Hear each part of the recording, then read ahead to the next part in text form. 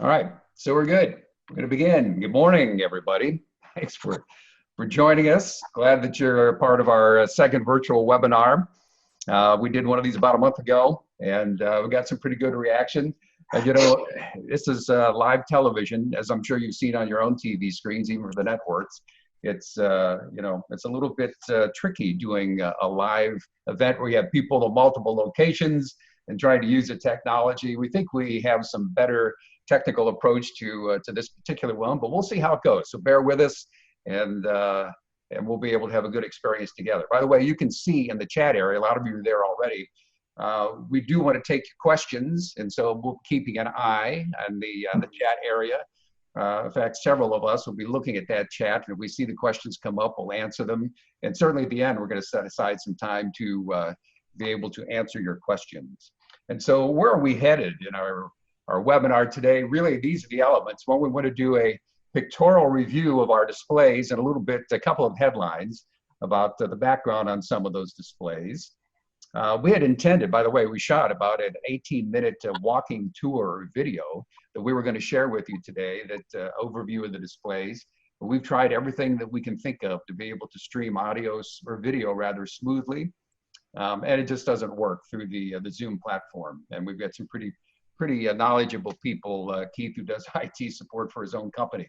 We just couldn't make it work. So we will have a link. It's on our YouTube channel. I'll show you where that is as we go on. So we'll do the pictorial review of the displays. And then we have three projects that we're going to be sharing with you how we did it. One would be the scratch building of the Westinghouse Appliance Factory. We have photographs and a little bit of narration how we did that. An update on the interior and furnishings for the Wicked Wanda building, specifically the furniture, how that was laid out and made. Frank's going to be sharing the details on that. And then Dave's going to be sharing the latest work on the German submarine diorama. There's been a lot of progress made here in the past couple of weeks, and of course, we'll take some time to answer your questions. I know many of you on this webinar have been with us and have visited our center in the past. Many of you have not, though, because we have people from all over the country on the webinar. And so this is what it looks like from the outside. We've got about 7,500 square foot here in the building in just north of Tampa. And so we hope if you haven't visited us, you have a chance to come and visit us at some point. One question we keep getting is, when are you going to resume live open houses? Our plan at this point is September. Presumably we can do that. We're normally closed for the summer anyway, June, July, and August. So we're hoping in September when we can be open. And when we are open, you know, those of you that have been here, this is what it looks like. That's why we're not open today. This would have been a normal open house day, but as you see, it's a little bit tough to do social distancing. And some might argue that we have a high-risk group here. But this is people sitting around from one of our clinics on the stage. So you can see there's a lot of people as we go through. By the way, here's some other, just to give you a sense for what some of the layouts look like. There you can see Joe Carrillo. He's actually acting as the conductor on our interactive display. We'll give you more detail about that, the Lakeshore Industrial Railway. I think Joe's on this webinar here this morning. But you get a sense for how the building's laid out and the various displays as we go through. You see that, by the way, young people come here too. We have a lot of kids and we have a lot of adults that really love to be able to see these displays and get involved in what we're doing. And so there you see, that's a picture. Some of you in the Tampa Bay area know Charlie Belcher from Channel 13. He comes and does his morning show every November with us. And so he was taking some shots for his Facebook page. I'm sure that was probably about 6:45 in the morning. In fact, there's one of his production crew people. They were shooting for the live cutaways and some of the recorded stuff that they do. A little bit about how we do this. Here's a shot of one of our two back shops. The reality is that most of the modeling work that we do, specific buildings and a lot of the details and certainly rolling stock, that happens at home. When it comes to building the layouts, that actually happens at the center. And so this is a shot of some of the work we're doing on the Lakeshore Industrial Railway, the switching layout that we have in O-scale. And that's in the front shop. Now we're in the back shop, which is mostly a wood shop. And you can see we're doing some work there on mounting that backdrop on some of the material. So, you know, that's just some sense for how we work. And I want to share with you some pictures here. Okay, and we're going to go through and give you some background. This is quick. We're going to run through some photographs. This is on the O-scale layout, the Lakeshore Industrial Railway, and you'll hear more about this building. This is one of the projects we'll be describing here in a minute. But you see some of these pictures as we go through a lot of the buildings and the detail we built. The idea here is I'm a member of a number of operations groups here in Tampa Bay area. And we wanted to have a layout that had an operational scheme, as this one does. We have several different switch lists that we operate during the open houses. And this is our first interactive display that we give them the throttle and they act as the engineer. One of us acts as the conductor. We tell them what switching moves to make, throw the turnouts, and so they make the move and we do the coupling and uncoupling. It's been very popular. There's a line all the time to be the engineer to operate this particular railroad. At some point in the future, we'll probably have some detail on Frank's scratch build here for the bridge and the car float. That will be another project that we'll describe in detail, but it's a lot of cool work on that. So you can see some of the photographs. Now we're headed over, this is the Sundance Central. You can see our blacksmith here. And I believe the movement for this particular guy, this is a moving, you press the button, he moves and there's lights with it, but the movement was done in Australia, and then all the painting and modeling work we did here. Here's another one of our animated displays. Frank did the movement on this. That rocking chair moves back and forth and the dog's tail swishes in and out, never to be pinched along the way. And this is part of our logging camp here on the Sundance Central. In fact, a lot of our figures, most of the figures we have in the Sundance Central, we have essentially done from scratch. And then we had a sculptor put together the original, and then we cast copies of it. And this is a tribute figure to Dale McEwen, who was one of our members who passed away, big photographer. So Dale's still alive on the layout there. But you can see some of the modeling work as we move around the Sundance Central. Here's the tenement. This is one of the buildings that Dave built early in the process of putting this together. Probably the number one question we get about this building is, where did you get the billboard? Dave, do you give us like a one sentence detail on how you did that billboard or that came about for Schlitz? Well, Schlitz is kind of a brand that everybody just kind of turns their nose at, but it was 20s and 30s. And it was just an ad I cut out of it. I printed on an inkjet printer, and then I did the typical sand the back of it. I did actually you see it kind of peeling off. I did divide it up so that it was a big billboard, and it was actually put up in sections. By some photo. Yeah, and Dave, the bricks on this, are those cut individually? Yeah, all the bricks on those things were all cut out of the Dow board foam, the heavier gray or blue foam or pink foam. Right. They're all laid up, and then I just used tile grout. I actually did it like you're laying a tile floor. I just grouted the whole thing, wiped the old grout off, and it acted as the mortar lines. Yep. The back of those three buildings are actually inspired by three old Thomas Short kits. All right. And so this is redone on 1 to 20.3 from scratch, right? Yes. Yeah. Okay.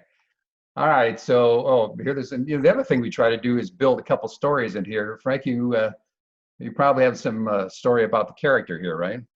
Yeah, well, John Wayne's got his trusty rifle Betsy there with him. And that's actually at an American Greetings Christmas figure. Really? They had a series of John Waynes, and that just particular one I purchased many, many years ago. Yeah, so if you look long enough and hard enough, there are the stories within the stories here. These are two figures that we cast, right? It's too bad this is a close-up photograph, but actually this tree extends up, what, about 3.5 feet before it hits the top of the backdrop, is that right? About 3.5? Yeah, well, it hits the cloud, the portion over the layout. It goes up through there, and it's supposed to look like it goes on up past the cloud. Right. Yeah, and we'll probably do a clinic in the future on how we build these trees. This was basswood, and we used the Bondo on this, right? No, that's just got the basswood and no Bondo on that one. Just extra pieces of wood added to make the root, the trunk, at the base of the trunk where it flares out. Got it. Okay, cool. All right, so as we continue, this is again on the Sundance Central layout here, and there's Richard's station he built, the Sundance Station. Those are all individual foam blocks, Richard, is that right? That's correct. Each one is separate. and weathered and detailed. Yep. And so do you get the sense for how the buildings work? Oh, by the way, speaking of tribute figures, see the person there that is on the caboose. You can't see his face because it was shot from behind, but that is a model, a figure of the late Brian Nolan. Many of you knew Brian, who's a very accomplished modeler, is part of this group and passed away, I don't know, 5 or 6 years ago. So he's still alive on the layout as well. Inside, Dave, this is the machine shop, right, in the engine house here? Yeah, and that was actually the machine shop tool. The big machinery in there was actually built by Brian Nolan. Oh, really? Collaborative effort there. And then all the other details, almost all of it's all scratch built because it's very difficult to find things in that scale. So you have to kind of create it yourself. Right. There's a picture. That's the outside, part of the outside. You see in the background there of the engine house. Now we've moved over to John Addison Silverton Central. All right. This is S scale. And so you can see some of the buildings. He's very good at scratch building buildings. Tim Godfrey's a member of our group, so a lot of these buildings carry some names of the group members as we go through. But this layout, probably the Sundance Central, which is the centerpiece of our museum, we started building in 1994. John's not on this call today, but I believe he started building that even before 1994, the Silverton Central. I think I'm right about that. Maybe somebody knows. But it's been around for a long time and toured the country like the Sundance Central. And you'll see he is, I don't have it in these pictures, but he is hand painting a backdrop on this beyond just the clouds and doing a terrific job on all of this. So we also have the displays, military models in the museum. Dave, give us a headline about what we're looking at here. Well, you're looking at the 1/6 scale Washington and Rochambeau at Yorktown diorama that was once again a collaboration. Uniforms were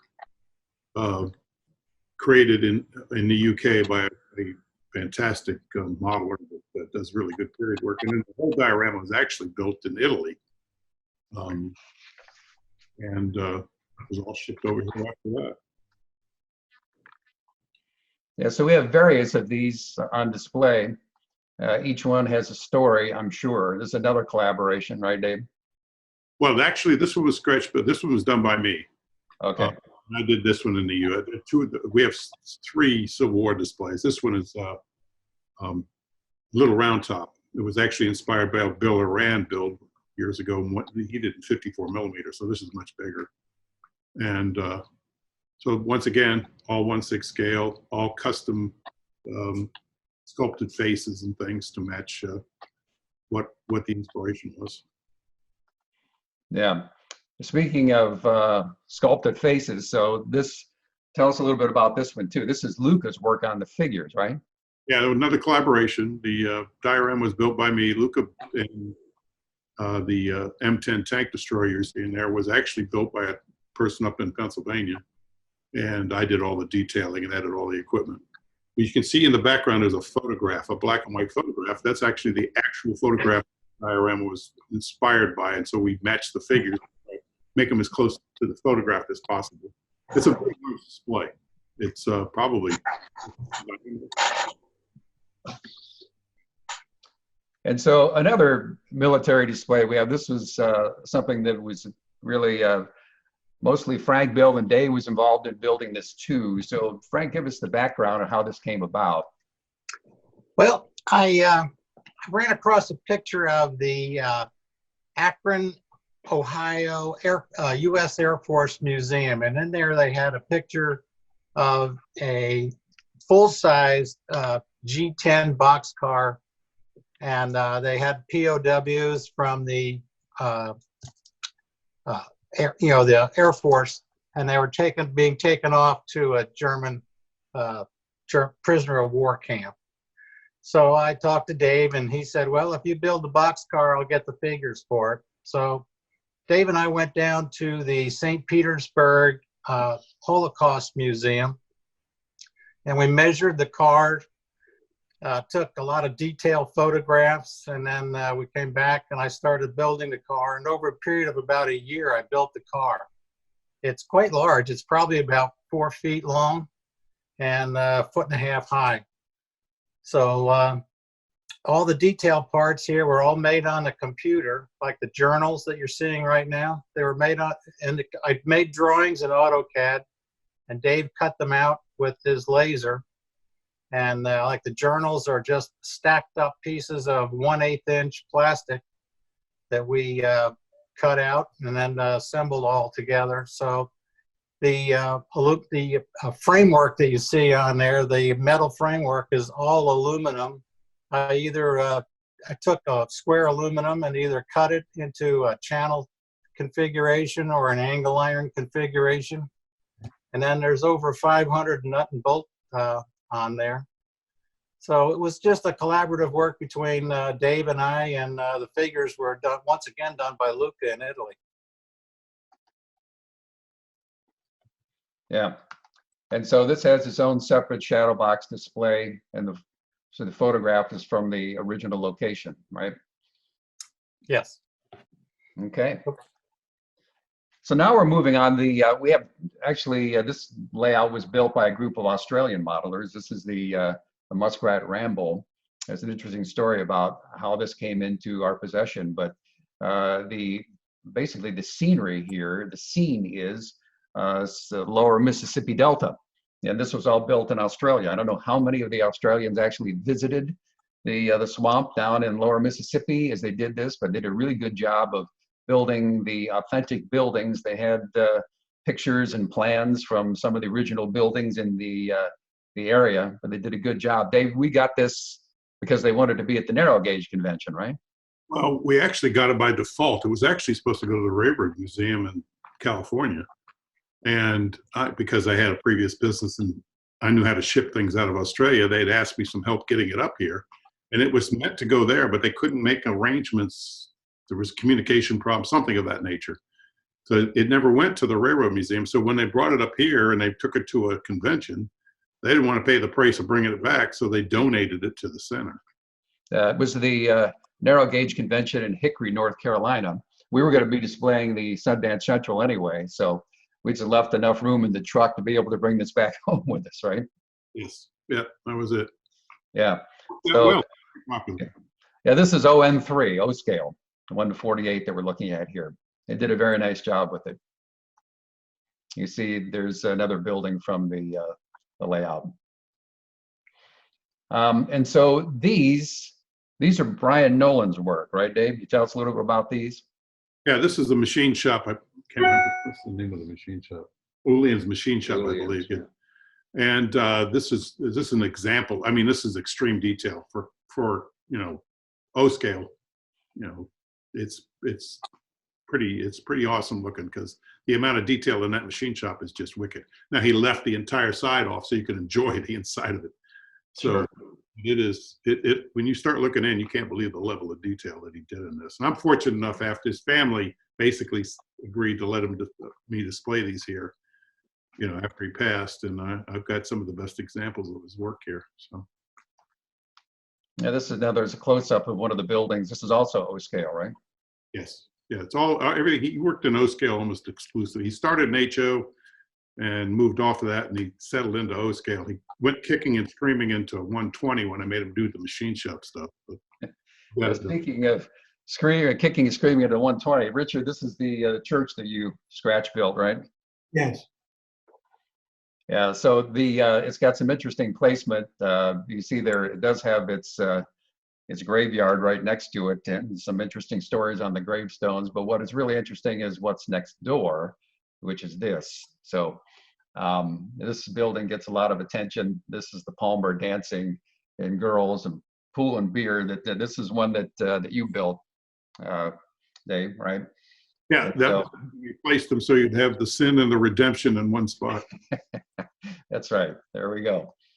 And so these are some scenes from Sundance Central. This is an area that Richard put together. I guess you built that barbed wire fence, Richard? Yes. Would you use?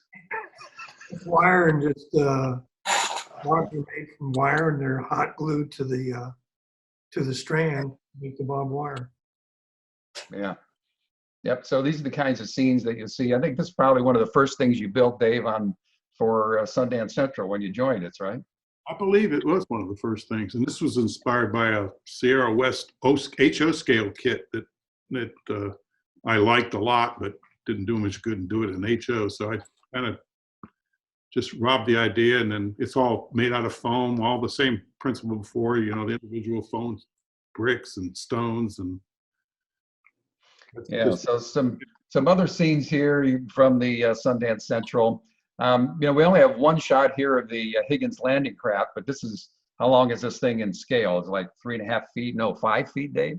yeah, it's at least 5 feet long. And this was built in the Philippines, the shell, and then you did all the detail? Yeah, once again, this was actually a collaboration with a friend of mine in the Philippines who just does a fantastic job of scratch building mechanical things. And he scratch built the boat. It's built out of the same material, the real ones, plywood. And it was once again, the figures are done by Luca in Italy, and it's quite a display. I don't know how big it is. It's rather large. Yeah, here's a close-up shot on the Omaha beach. This is a separate diorama, right? Yes. Yeah. Once again, this was all Luca's work here. This was inspired obviously by the movie Saving Private Ryan, and this was obviously Tom Hanks. So yeah, so back to a couple of other shots here on the O-scale layout, the Lakeshore Industrial Railway. You'll get some sense for what this looks like overall. If you haven't seen it, this picture will come into focus. There we go.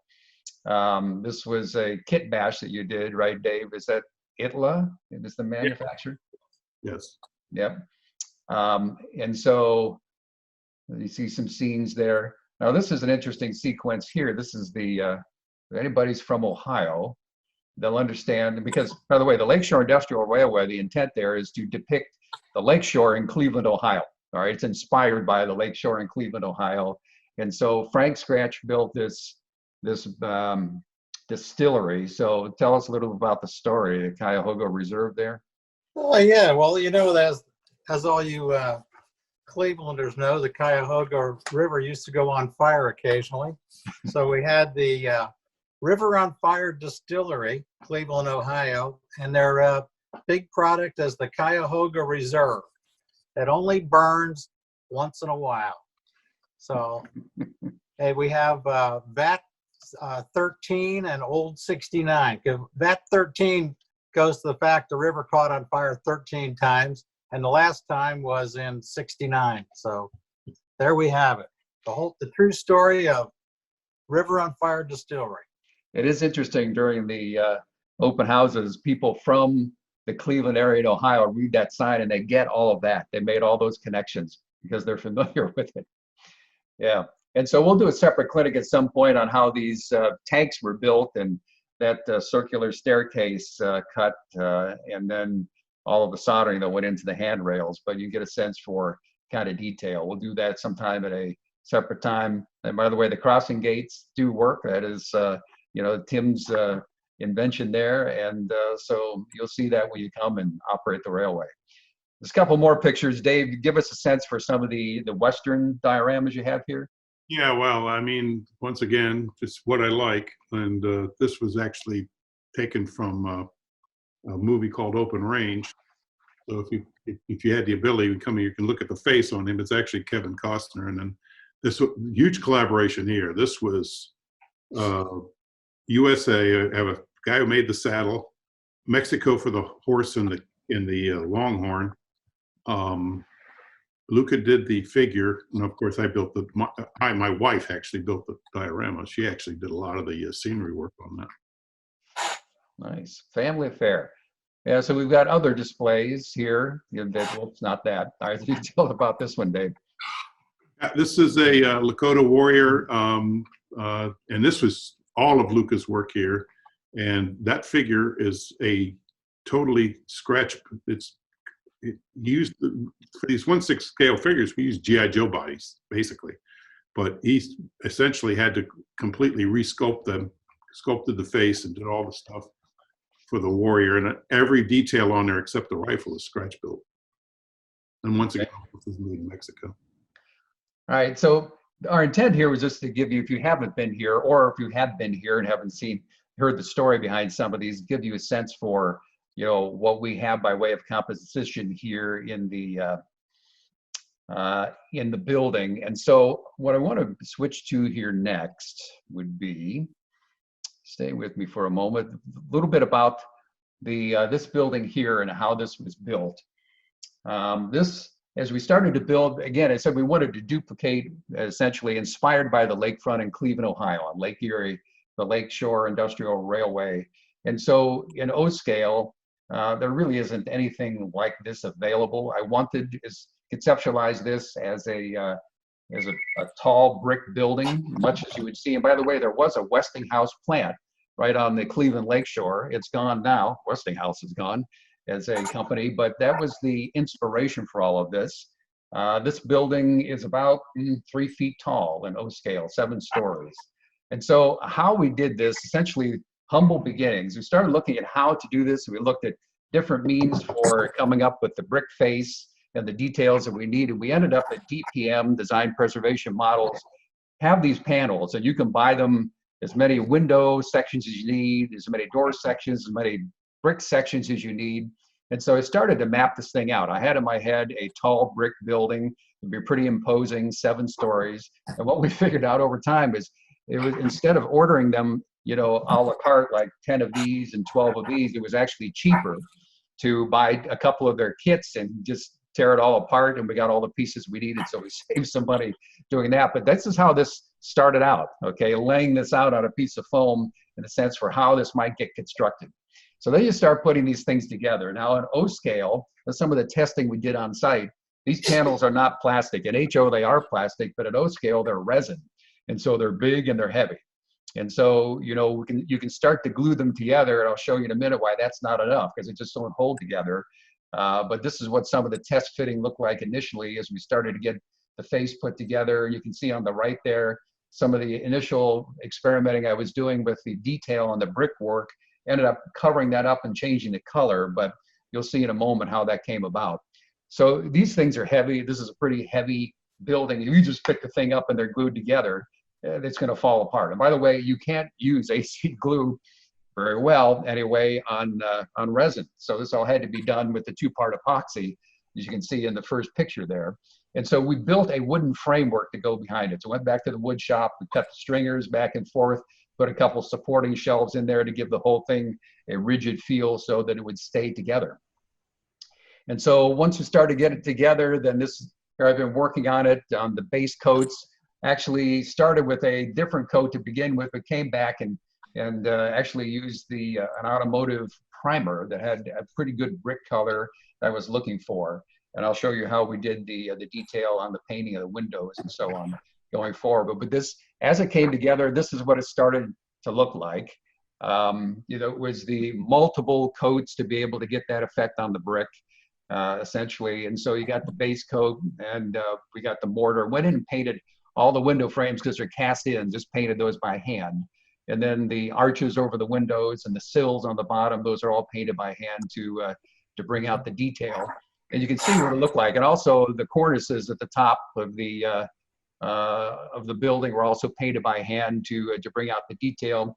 You do that with a pretty dry brush, and you got some texture as you pick it up. It works pretty well. The base, by the way, was the 2-inch foam that we use for a lot of things, cut into the 10-foot sections, and you'll see more about that. But here's a close-up on the brick to get the effect. You got your base coat on there, and after the base coat in brick, as you got to go in. Brick is usually not one color or multiple colors in a stack of brick as it's put up. So there are 3 different colors I used, sort of a darker taupe, a medium brown, and a little bit of a reddish color. And basically, you just get yourself in a Zen mode with that big expanse and say, I'm going to be painting these bricks for a while. It really isn't that bad once you get to do it. Probably painted all those bricks, I don't know, in a couple of hours, maybe 2 or 3 hours. But you see it adds to the detail and the look for the building. Because you saw what the panels look like, essentially gray panels as we start out. The other thing we wanted to do with this, we wanted to add some shadow boxes, some interior, and some lighting. So you get that effect. Those of you that have been to the center know that we have 2 different lighting schemes on the Lakeshore Industrial Railway. You can see this during the daylight version. When we go to twilight, it really stands out. And so essentially what I did to get the backgrounds is I looked at hundreds of photographs of factory interiors and found the ones I thought were the most suitable, that I liked the best, and reduced them and put them inside the shadow boxes, and then the lighting. Here's what it looked like as I had the building down and building the shadow boxes. Essentially that is heavy poster board, black poster board. And then backgrounds I downloaded, as I mentioned, from the Google searches, and then you wire up your LEDs. And so that's how the shadow boxes look. So some of the windows are lighted, some of the areas are dark. You get the effect you're looking for. And you can even see at the top, you can put different types of lights as though they had different levels of lights and different levels of the factory at any given time. And so we'll also put some signage on there. I've actually printed the Westinghouse Small Appliances Division. I got the lettering style, the font that they used typically on their buildings. And like Dave said, printed it out, sanded it very thin, soaked it in diluted white glue. And so it's thin, and it gets up and it really adheres over the bricks and over the joints. Same way with the Westinghouse side. You can see part of it actually started to eat away on the corners, which I was pretty happy about.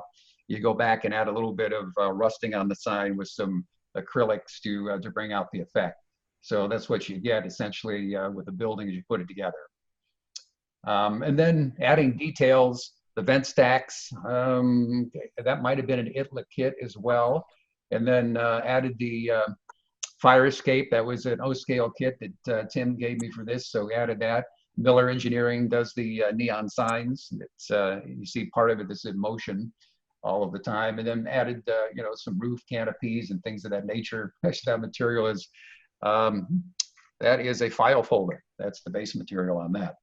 So it makes for a pretty big project, but it was a fun project and something unique that that typically you're not going to see in other places. And so those of you that have been to the center know that that is there, and I'd love to have you come and see it in person. So next I wanted to go to Frank's been working on the Wicked Wanda's 1 to 20.3 building. No, that's not it. Hang on for a moment.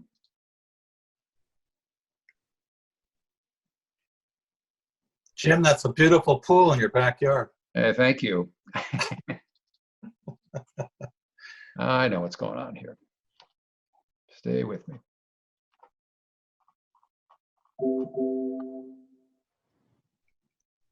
We'll close that out.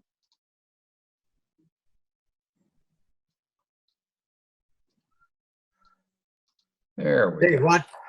Dave, why don't you do a little dancing for us while the intermission here? You're on, Frank.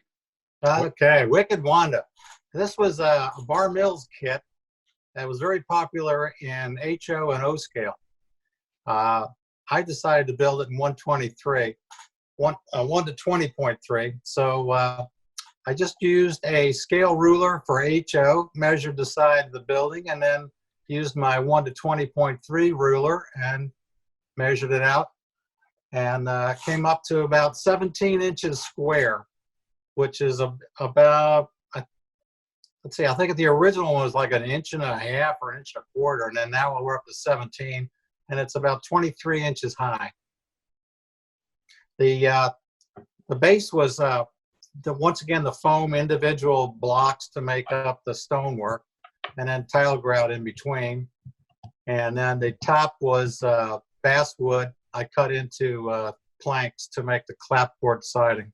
The windows were made on the computer, designed, and then Dave cut them on the laser, and saves you from doing all the individual mullions, because you can do one whole sheet with the sides and then the mullions all included.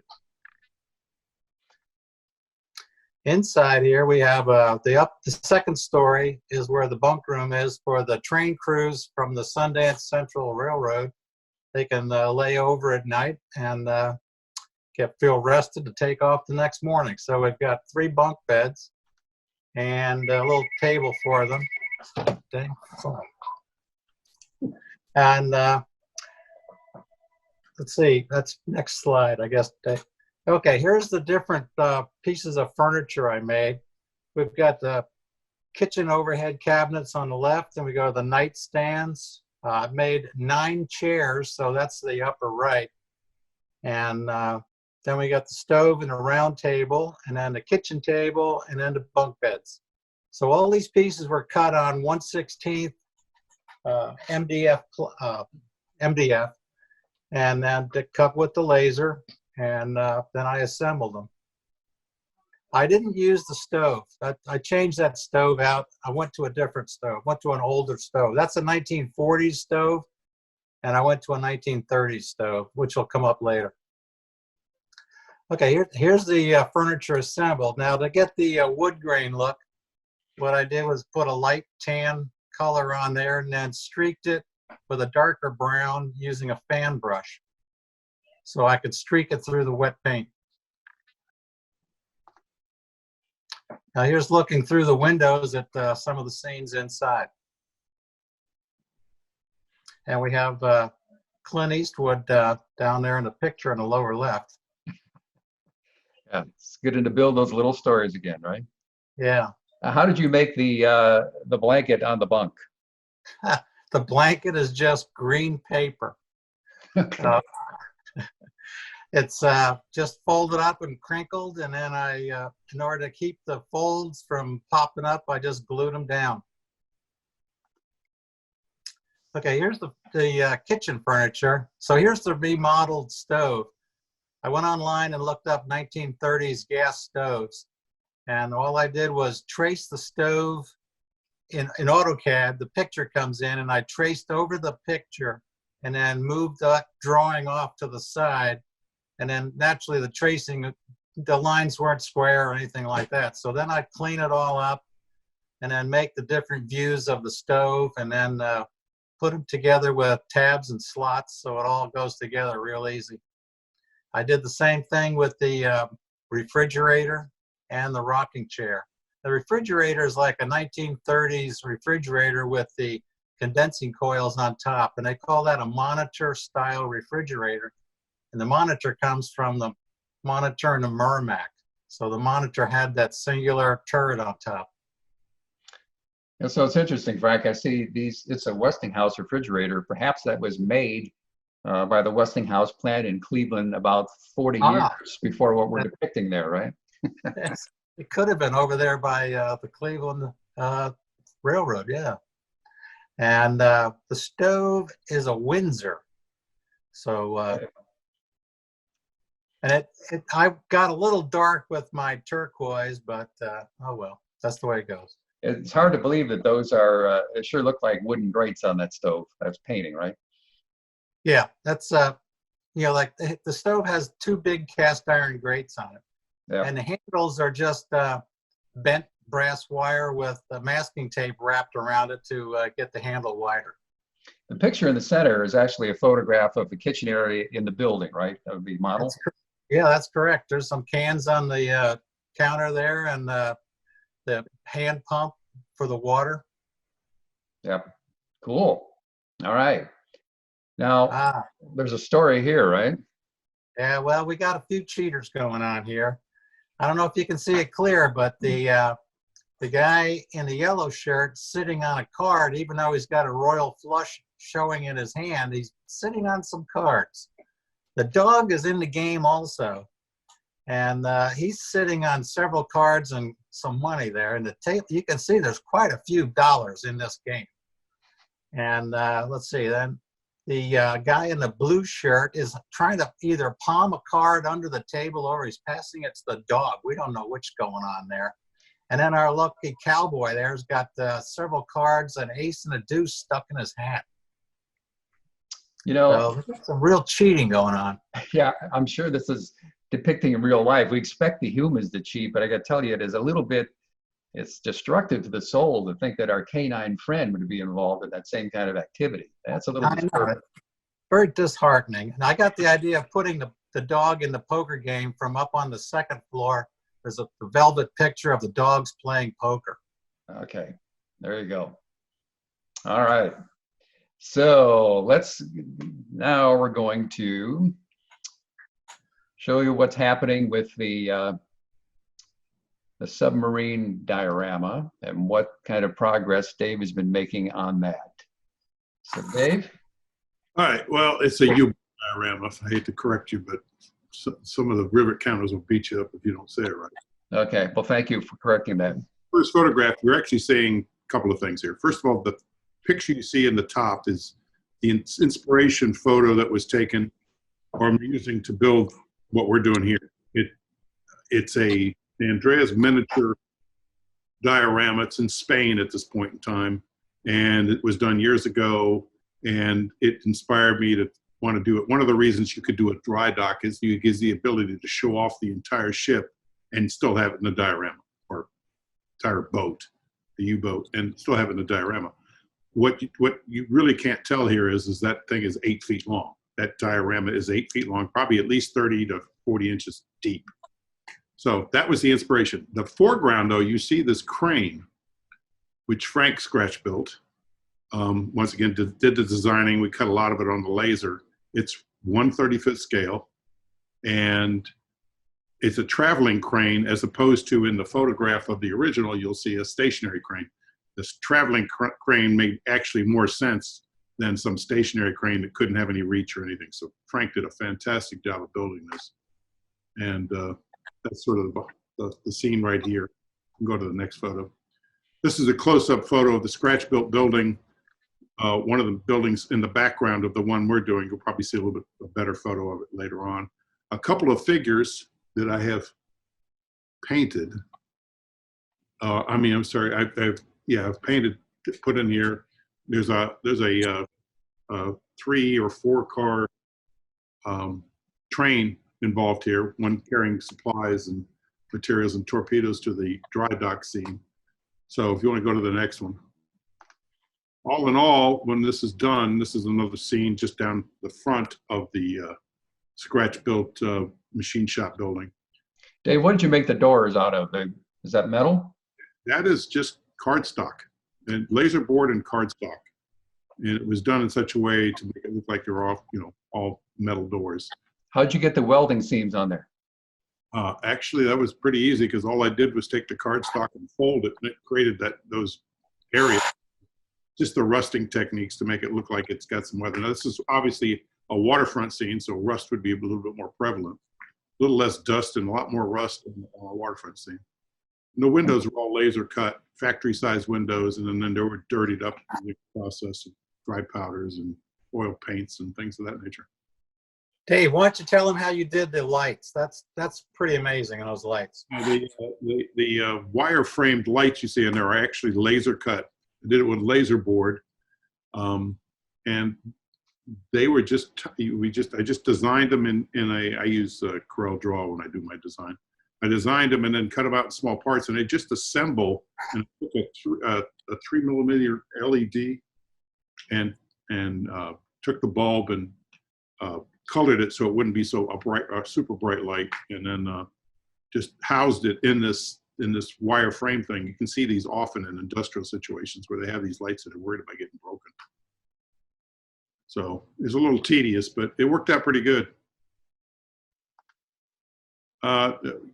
You have to get an education on dry docks when you start building one of these things, and it's taken a while, but this is actually one of the stair-stepped areas of the dry dock. You can go to the next one. And then, of course, this is the machine shop. And then inside it, I decided to create a scene. Now, this is actually an animated scene. You can't show it here. But this actually, the welder actually will light up and show welding as it goes on, or cutting, welding, whatever. And then the background you see is just I found an industrial warehouse and laid it, because this thing is only 3.5 inches deep. So the idea was to give it some depth when you looked at it. Go ahead, next one. Scratch built building, the sliding door, all the moving part, or the hinge, or the hardware parts are all laser cut. And then, this was actually taken from a photo I had of a dry dock scene. I might have been a World War I dry dock scene, but I like the photo. So I just scratch built the building, and the sliding door is made out of aluminum sheet. Then I just added welding bead to it. Like it was all welded up, and it's got a man door in the middle of it. So pretty typical. Go ahead. All right. This is a shot of what the U-boat, now the U-boat has had some basic painting. It's got no weathering yet, or very little weathering. It weathered a little bit on the deck. But the U-boat will be surrounded with a bunch of scaffolding under repair. So I've started building the scaffolding. This is all just set in place so I can get an idea where I'm going with it. All the main elements, the U-boat's built, probably 95%. I got some details to add to it. The dry dock is built. The scratch-built buildings are built. Now it's all about details, and this thing's going to be a ton of details. It'll probably have 70 or 80 figures on it before I'm done. And the detail, this is where I mean, it's been slow enough trying to get this progress, but it's going to really slow down now because figure painting takes 3.5, 4 hours of figure. And there's going to be 70 or 80. This is the, it's called a caisson. This is the thing that actually, like a gate, shuts off the dry dock. And that was a scratch built situation. Not knowing much about caissons, I had to go online and read about them. And they kind of float them in place. This one will be under repair. That top piece will be, the railing will be complete. That's an opening to the inside of it, and there'll be some welding. What's the material, Dave? That is just made out of plywood, laser board, and then I just cut all the pieces. Some wood is actually wood, and the railing is just brass railing. I soldered together. There's a close-up of some of the scaffolding. There'll be about 30 of these made when I'm done. These were once again laser cut, but then I had to go back and do a lot of sanding on them and add the nail hole detail, all the weathering and all that other stuff. And there's a I don't know what you call it, a gangway over to it, another scratch built item that goes over from the dry dock to the boat. Go ahead. Close up with one of the figures. This is a French railroad crew for a, because this is actually depicting a U-boat diorama on a French coast. So this will be a French crew operating the, in about 1941, operating the engine, the train itself. So Dave, you did the figure painting on these? Yeah, these are two of the figures. I've painted maybe 4 or 5 of the figures so far. The 70 I'll paint. Doing them, it's pretty tedious. I'm doing them a little at a time. So this is one of the crew members. There's another one in the background. I don't know if you can see her or not. The guy with the shovel, how long did it take you to paint him? I got 3.5, 4 hours in him. Yeah. That's actually very quick for a figure. So, right, is there any more? I'm not sure what the next photo would be. That's it? That's it. Yep. All right. Well, that's the update. That's what I've been doing. It's all about details. It'll all be about small details from here on, and I'll just keep adding more and more details. Fortunately, COVID is friendly to model building, so getting a lot of it done. Yes, indeed. That's been one of the few useful things that have come from all of the shutdown. Okay, we got some questions that we're gonna answer here. This must be in the background somewhere. Hang on.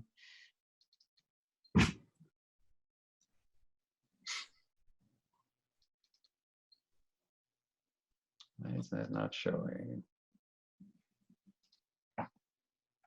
That's because it's covering up the screen. There we go. All right. So a couple of things here. The video we put together, the walking tour, the Suncoast Center for Finescale Modeling, we hope to be able to show it to you live today and comment as we went along. But that isn't going to work out. You just can't really stream video without it making jumpy or jerky on the user's end. We tried everything. But it is posted on our YouTube channel. If you go to YouTube, we just put in Suncoast Center for Finescale Modeling.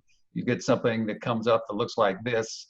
And the 20-minute video is a walking tour of the Suncoast Center. We just shot that a couple of weeks ago. It's not narrated, but it gives you a good sense for more detail and on some of these models. So you can watch it there. It's available to you.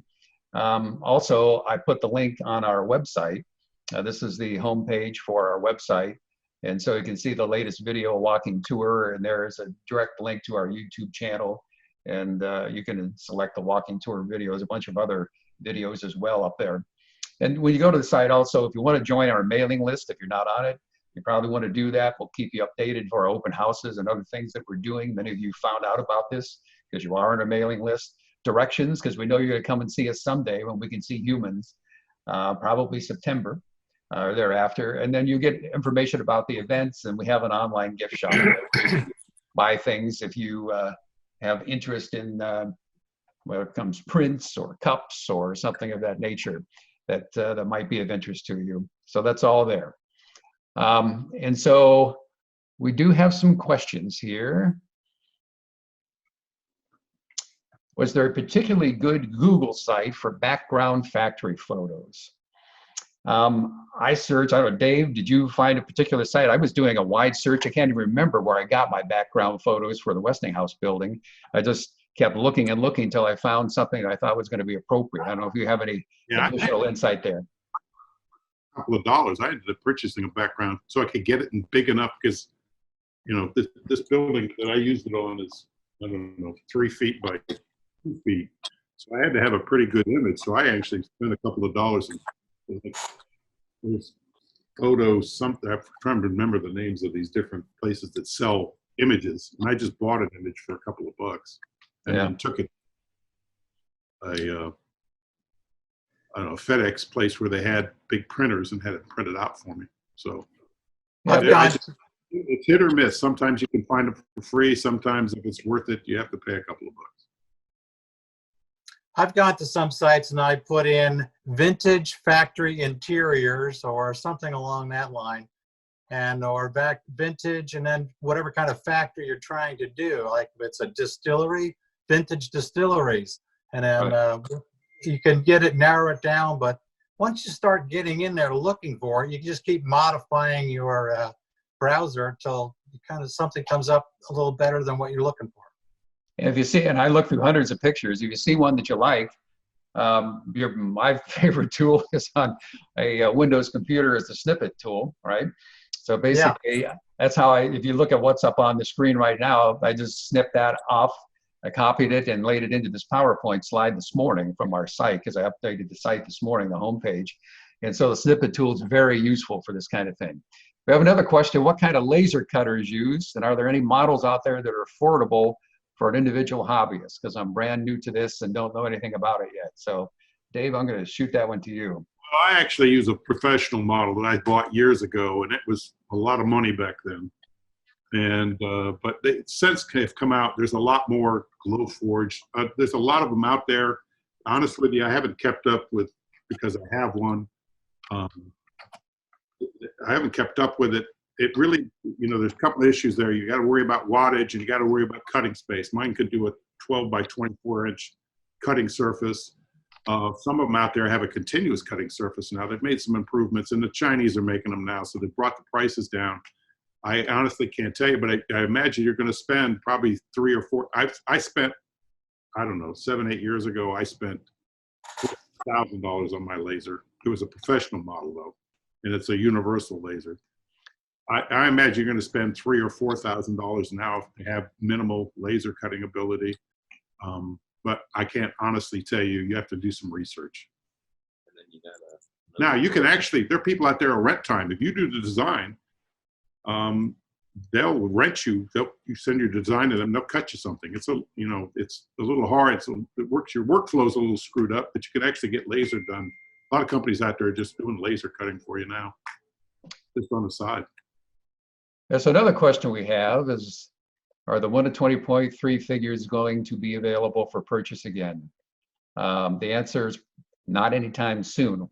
We had them cast. What happens is over time, the molds start to break down. We had a company that was casting them for us, and we're selling them on eBay, and they sold well.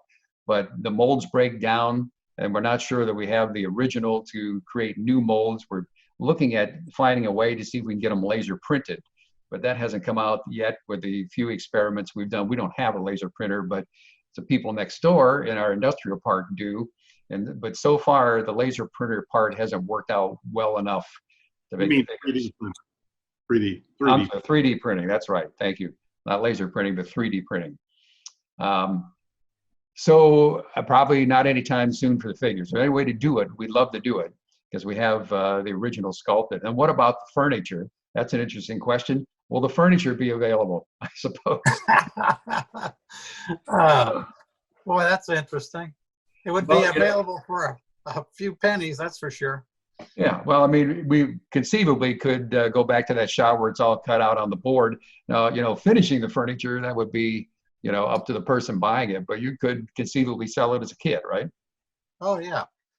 Now, the only unfortunate thing there is I'd have to redraw it all because Yeah, the majority of the furniture was on an old computer that died, and all the drawings that were for that furniture died along with the computer. So if somebody wanted something, we were going to set up the sale for the furniture. Tim's waving to me. What does he want? So we could set up something and then redraw it and then put it out for sale. Okay, That would be a partnership between me and Dave, I guess. there you go. I got the easy part of that, Frank. All I do is turn it on. True. We have another question here, the brick from foam board approach. Where can I learn more about how to do that? Practice. I don't know if anybody's done it. Is there a YouTube on that? It would be worth searching. Yeah, what would be the search for that? Foam brick. Yeah. Foam brick is what Tony's saying. You do a YouTube search. I mean, I suppose it's a pretty easy thing to talk through. I suppose we could do. There's a lot of videos on how to paint and weather brick. So probably along with that same line. Yeah. And it would be an easy one for us to do a clinic when we're back open again. We could do a clinic on it. So Dave, when you cut the foam bricks, what do you put on them? Do you put like spackling compound or something, the joint compound or something outside of the bricks? Well, what I've learned is that I use the I just cut them up, and I typically cut them up. I have a bandsaw, so I cut in their large scale, so I can do it. The smaller scale, the harder to cut. You can use a foam cutter, wire foam cutter. You just have to. You can use a razor knife. You can do whatever it takes to cut the foam up into the size of the bricks. That's the easy part.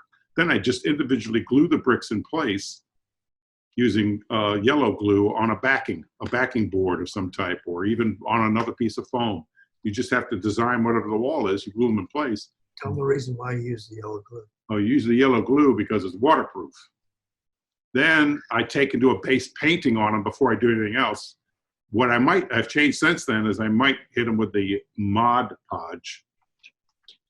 That gives them some resistance to some of the abuse they can get. It gives them a little stiffness to them. And then I paint them, let that paint thoroughly dry. And when it's dry, I just take tile grout and grout them just like I would a floor. And I use a gray, sanded grout works best. And you just wipe it on and wipe it off with a sponge. And then, you clean it up just like you would land tile. And when it's all done, and I use a color that looks like a mortar, like a gray or something of that nature. And then there's a little bit more weathering after that, but that's all there is to it. By laying them up individually, though, you get variations that give it the texture you want. Instead of just a flat sheet, it's got nice relief on it, so it gives it a lot of character. It's a little tedious, it's a little cathartic when you're laying there putting all the different bricks in, but you'll get through it. It depends on how big you're trying to do.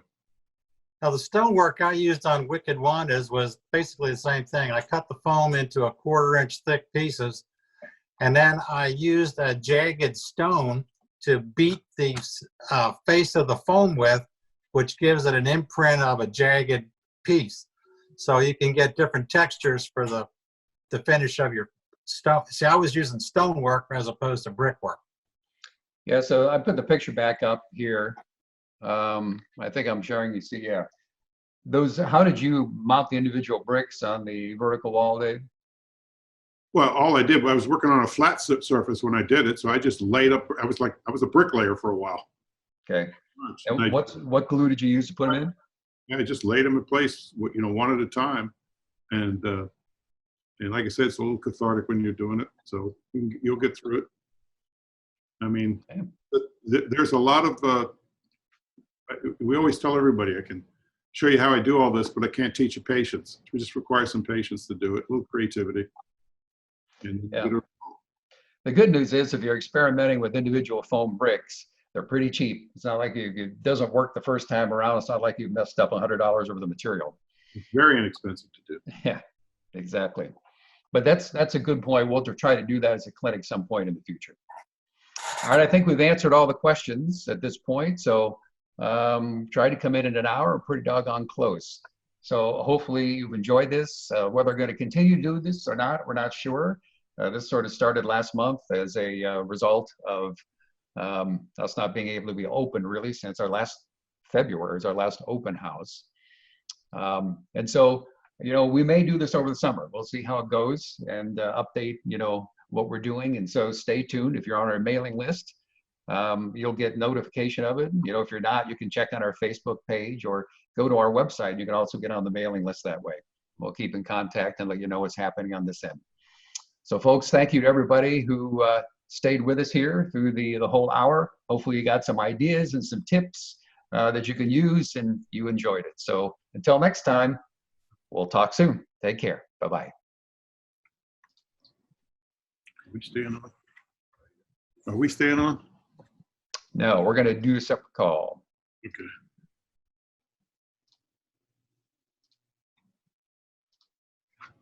Are you gonna send out an email for the second separate call? Yep. Yeah, why don't we just stay on? We'll need to do a separate call. I'll send you a note here in just a moment.